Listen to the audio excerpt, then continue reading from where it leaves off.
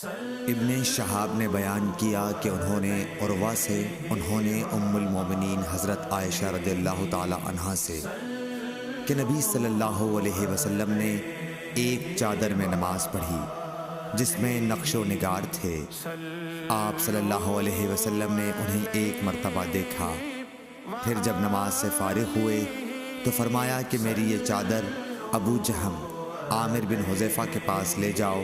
اور ان کی انجانیاں والی چادر لے آؤ، کیونکہ اس چادر نے ابھی نماز سے مجھ کو غافل کر دیا۔ اور حشام بن عروہ نے اپنے والد سے روایت کی،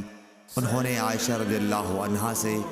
کہ نبی صلی اللہ علیہ وسلم نے فرمایا کہ میں نماز میں اس کے نقش و نگار دیکھ رہا تھا، بس میں ڈرا کہ کہیں یہ مجھے غافل نہ کر دے۔ صحیح بخاری حدیث نمبر 373۔